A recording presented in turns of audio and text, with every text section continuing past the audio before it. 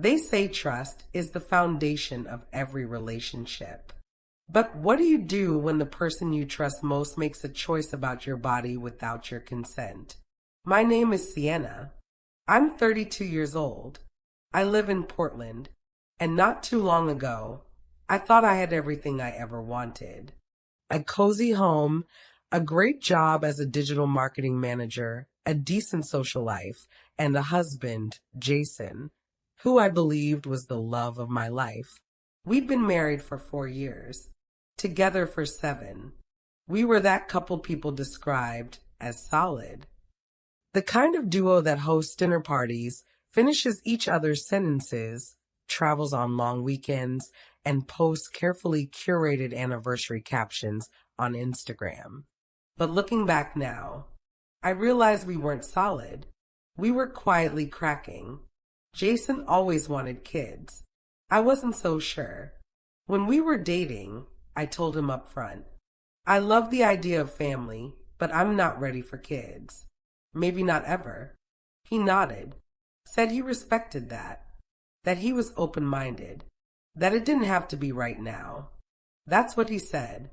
But the tone started to change after the wedding. It began with gentle suggestions, you'd be such a good mom. Then came the jokes, we're not getting any younger, babe. Then came the not-so-subtle comments from his family. When are we going to hear baby news? You two would make adorable little ones. At first, I brushed it off. But after my promotion at work, when I told him I wanted to focus on my career for the next few years, he got quiet, moody, passive-aggressive. He started sleeping earlier, talking less. Sex became mechanical, routine. Something in the air shifted, something I couldn't name. But I felt it, deep in my bones. Then came the bloating, the nausea, the exhaustion. I chalked it up to stress. Work was intense. I was pulling long hours. But after a week of nausea and 2 missed periods, I took a test. Then another. Both came back positive. I sat on the edge of the bathtub, staring at the 2 pink lines, completely frozen. I wasn't happy. I wasn't sad. I was confused, shocked, suspicious. Because here's the thing, I was on birth control. The pill. And I took it religiously. I wasn't careless. I wasn't forgetful. I tracked every dose, every cycle, every refill. I knew my body. I knew my system. And this didn't make sense.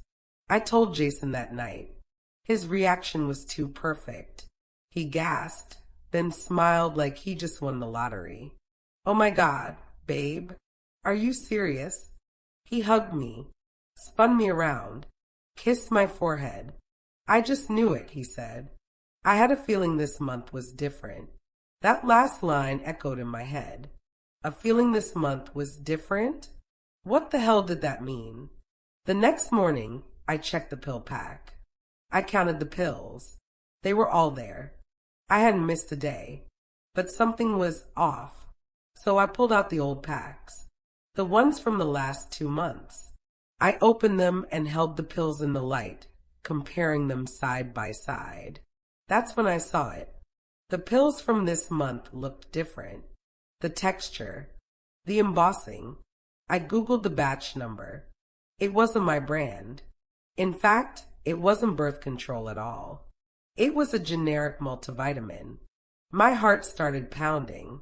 My hands went ice cold. I called my pharmacy, pretended to be confused, asked them to confirm my last refill. They said, you haven't refilled since January. It was April. That's when I knew. Jason had been replacing my birth control with fake pills. He was forcing a pregnancy. Without my knowledge, without my consent. I didn't scream. I didn't cry. I didn't confront him right away. Because I wasn't just angry. I was betrayed on a cellular level. Jason hadn't just lied. He'd taken over my body like it was his. And something inside me shifted. This wasn't just a violation. It was war. And I wasn't going to fire blindly. I was going to destroy him with precision. I started with evidence. I pulled every pill packet from the trash, laid them out on the counter, and took photos under clear lighting. Then I dug through our shared health app, the one where we tracked vitamins and supplements, something he insisted we use when we got married to stay on top of our health. There was 3 months worth of fake logging. He'd marked off each day, acting like I'd taken my regular pills. Even wrote notes like, Sienna had a headache, might be ovulating early. He was monitoring my cycle, planning my pregnancy. I felt sick. I screenshotted everything. Then I called the pharmacy again. This time, I asked for a printout of my prescription history. When they emailed it to me, it confirmed what I already knew. I hadn't refilled since January. He was the one picking them up and switching them. I forwarded everything to a new private email account I made that night under a fake name. Next, I played the part. When Jason came home, I acted happy. Shocked, sure, but soft. Still processing, I said. He beamed. We're going to be parents, he whispered as he kissed my stomach. I could barely hold back the bile. I asked him if we could hold off on telling anyone, just for a few weeks, until it feels real. He agreed. I used that time to build a timeline, a legal file, and a plan. I also booked a doctor's appointment, not just for the pregnancy, but for a full panel, blood work, hormone levels, psychological counseling. I needed everything documented. The OB was kind. When I told her I hadn't stopped taking birth control, her eyes widened. Are you sure? I said, I'm very sure. And I think someone replaced my medication. Her face hardened. You understand that's reproductive coercion, right? I nodded. Do you want us to open a case file? Yes, I said, quietly. The legal research nearly broke me. I learned that in most states, reproductive coercion falls into a gray area, morally abhorrent, but legally complex unless physical harm can be proven. But I found something else. Jason's company was family-owned, high-profile, and deeply invested in reputation. His father was the CEO. His mother ran HR. It was the kind of place that said things like, we're a values-first brand. I knew if I went public, it would ruin him. But I also knew that public was risky. If I wanted this to end in my power, not just his downfall, I had to be smarter. I wasn't just going to end his career. I was going to own the story. Then came the slip-up. One night, I asked Jason where my vitamin organizer had gone. He looked confused for a second too long. Oh, it's in the drawer under the sink, he said. Funny, that drawer had cleaning supplies last time I checked. Sure enough, when I went to grab it, the daily vitamin case was filled with identical white tablets. Unmarked. He'd stopped trying to fake it. Why? Because he thought he'd already won. Because I was pregnant. Because he believed control was back in his hands. But he underestimated one thing. I don't break quietly. By now, I had a folder on my laptop titled The Truth. Inside, every time-stamped photo of the fake pills, screenshots of the fake health app logs, the pharmacy report, my medical records, and a copy of the police report I quietly filed under reproductive coercion, just in case I needed legal ammunition later. But there was one piece I was still missing. Why? Why would the man I married, who claimed to love me, respect me, support me, betray me on such a visceral level? Why was he so desperate to have a child now that he'd risk our entire marriage? So I did what Jason never thought I would. I went digging. First stop, his browser history. We shared a laptop. He had a bad habit of forgetting to clear his tracks. And what I found? Search after search after search. How to talk your wife into having a baby. Will she forgive me if I get her pregnant by accident? Switching birth control pills without her knowing Reddit. Will having a baby fix a marriage? Each one felt like a slap. But the real punch came when I opened a folder titled Future Plans. Inside were budgeting spreadsheets, baby name lists, even a PDF titled Custody Prep. That one stopped me cold. Custody prep? He had created a full timeline outlining what it would take to get full custody of a child if we divorced. It included notes like, start journaling to paint her as unstable, encourage therapist visits, make her sound emotional, record arguments when she's upset, build narrative of me as calm parent. I remember staring at the screen, heart pounding, the cursor blinking like a metronome. This wasn't just betrayal. This was premeditated. Then I found the financials. He had 2 credit cards I didn't know about. One of them had a monthly transfer of $1,200 going to a private account labeled Legacy Trust. I used the login info stored in Chrome to check the account. It was a savings fund for a child, but not just any child. There were medical documents stored in the drive from a fertility clinic, dated 3 months ago. He'd been seeing a fertility specialist behind my back. But wait, I was pregnant. Why would he need fertility treatment? Then it hit me. He didn't want me pregnant. He just wanted a child, no matter who it came from. I called the clinic, pretended to be his assistant, told them I needed confirmation of an appointment for Mr. Jason Weller. The receptionist paused. You mean Jason and Natalie? Natalie. That was a new name. I thanked her and hung up, then opened his Venmo. The last payment, $2,500 to Natalie L. Caption, for consultation plus discretion. The truth unraveled faster than I expected. Jason wasn't just trying to trap me with a pregnancy. He was already planning life with another woman. Maybe as a backup. Maybe as leverage.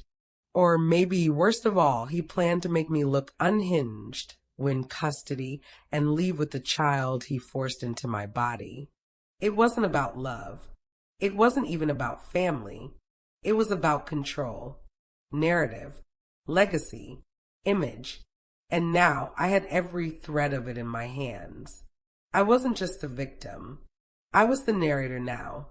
And I was about to rewrite the ending. I knew Jason was building a case. A quiet, manipulative one. The kind that would make me look unstable, emotional, and unfit to raise a child. So I made a decision. If he wanted to paint me as the villain, I'd give him the best performance of his life. But I'd be the one holding the script.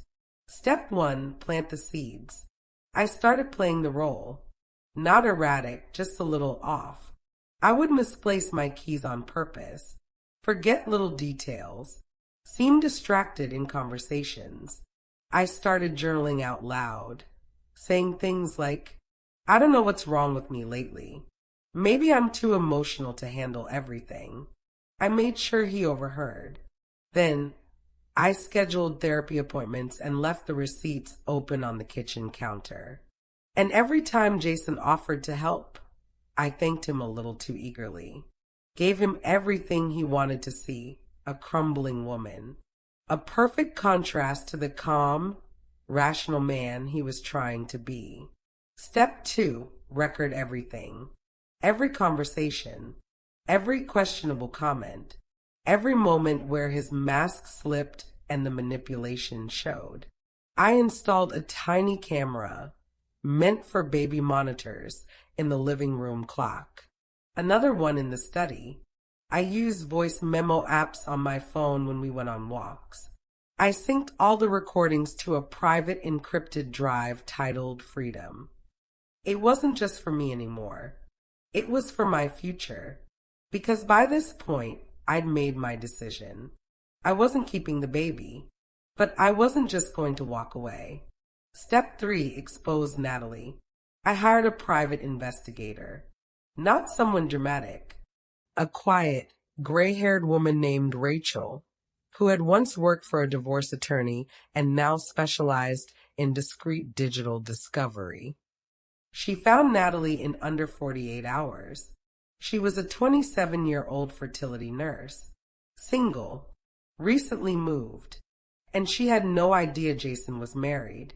Turns out he had told her he was in the middle of a divorce and that I was mentally unwell. I asked Rachel to arrange a meeting. Just coffee. I sat across from Natalie in a quiet cafe, told her everything, showed her screenshots, shared the fertility documents with both our names on it, explained how he'd been using us both, me to carry the child and her to be the fresh start. She didn't cry. She got angry. Then she handed me the last puzzle piece I needed. A signed consent form with Jason's full name and signature authorizing embryo storage with potential intended recipient TBD.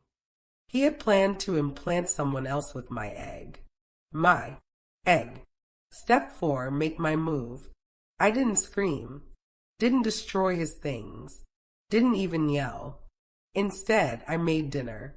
I lit candles. Played soft music. Made his favorite, rosemary chicken and garlic potatoes. I smiled when he walked in, kissed him softly, poured him a glass of wine, and just before we sat down to eat, I handed him a manila envelope. He laughed. "What's this?" I said, "Dessert." Inside, the fake birth control pill photos, the pharmacy logs, the fertility documents, Natalie's signed affidavit, a copy of the police report, an ultrasound image that wasn't mine. His face turned gray. This isn't," he stammered. "I know," I said. "That's the point." Then I leaned forward and whispered, "You wanted a legacy. You just didn't realize it would be your own destruction." Jason didn't say a word that night. He sat frozen, staring into that envelope like it contained a loaded weapon. And in a way it did. He didn't sleep. He barely blinked. But I did. I slept better than I had in weeks. By morning, I had already packed a suitcase. Not because I was running, but because I wanted to be seen leaving. Calm, composed, unshaken. I wanted the last image he had of me to be power in motion. Step 5. Flip the power dynamic. I filed for divorce that day, included copies of all the evidence, requested an emergency hearing under reproductive coercion and psychological manipulation. My lawyer, who I'd quietly retained weeks earlier, filed motions for immediate separation, sole control over shared assets pending investigation, a gag order to prevent Jason from defaming me publicly. It wasn't just about winning. It was about making it undeniable. Step 6. Use his own image against him. Jason's company, family-owned, publicly praised, values first, relied on a clean image. They donated to women's empowerment charities, ran campaigns on ethical leadership. So I scheduled a quiet meeting with a journalist I knew from a former client project. She worked for a digital media outlet that focused on women's rights and hidden abuses. We spoke off the record first. I showed her the files. She went silent for nearly 5 minutes. Then she asked, "Do you want to remain anonymous?" I looked her in the eye and said, "No, I want people to know my name. I want them to know exactly who did this and who stood back up." Step 7. The world finds out.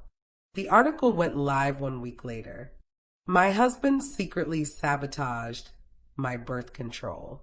Here's how I took him down. It blew up. Thousands of shares. Hundreds of thousands of views. Messages from women saying, "This happened to me too." Comments from attorneys, advocates, therapists, professors. And then came the fallout. Jason's company issued a public statement. We take allegations of coercion very seriously. Effective immediately, Jason Weller has been placed on indefinite leave pending investigation. His family didn't reach out. I think they knew. Step 8, the final blow.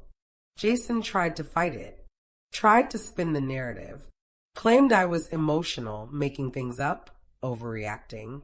But it didn't stick, because I had paper trails, because Natalie backed me up, because there were too many receipts, too much evidence, too much truth. The judge ruled in my favor. Divorce finalized. Assets split, 60/40ths, with me getting majority. He was ordered to cover all legal costs and issue a formal statement of no contest to reproductive coercion. I never even had to raise my voice. Step 9, walk away and rise. I never told anyone whether I kept the pregnancy. That's my story, my choice. But what I did share, publicly, powerfully, was that no one gets to hijack your life and walk away clean. I was invited to speak on 2 panels. My story was added to a national curriculum on digital abuse and coercion. And I launched a nonprofit initiative, The Silent Choice, to provide support to women facing reproductive manipulation. What Jason tried to steal from me, I reclaimed, louder, brighter, unapologetically. It's been 11 months since I walked away from that house. Since I left behind the lies, the control, the illusion of safety that Jason built around me like a silk-wrapped cage. And I'm not going to lie, there were nights when I woke up gasping, when I doubted myself, when I thought maybe it was my fault. That's the thing about manipulation. It doesn't leave bruises. It leaves shadows. But I kept going. I kept healing. And one day I woke up and realized I didn't feel small anymore. I built a new life, one brick at a time. I moved cities, started fresh in a small but beautiful apartment with morning sunlight and hardwood floors. I switched companies, taking a job with a female-founded firm that actually lives its values. And on the side, I've grown The Silent Choice into a national network. We've helped over 70 women just this year, some in abusive relationships, some just unsure, all in need of someone to say, I believe you, because if I had heard those words sooner, maybe things would have been different. But I'm glad they weren't, because they made me stronger than I ever knew I could be. And Jason? Last I heard, he moved to a new state, changed his LinkedIn headline to consultant, still trying to rebuild the empire he thought he lost. He sent me an email months later. Just one line. Can we talk? I didn't respond. Not because I'm angry, but because I don't need anything from him anymore. Not answers, not apologies, not even acknowledgement. Because here's what I've learned. Closure isn't something you get from the people who hurt you. It's something you give yourself when you refuse to carry their weight any longer. Sometimes I walk past the mirror and catch myself smiling, not because everything's perfect, but because I know the girl in that reflection. She's dangerous now. She knows her power. She knows that being underestimated is the greatest weapon of all. They tried to break me, tried to use my own body against me. But in the end, I didn't just survive. I created a storm they'll never forget. Because when you steal someone's choice, you don't just cross a line. You sign your own downfall. This was my story, and I hope wherever you are, you remember, your silence can be your strategy. Your healing can be your revenge. And your voice, it's your rebirth.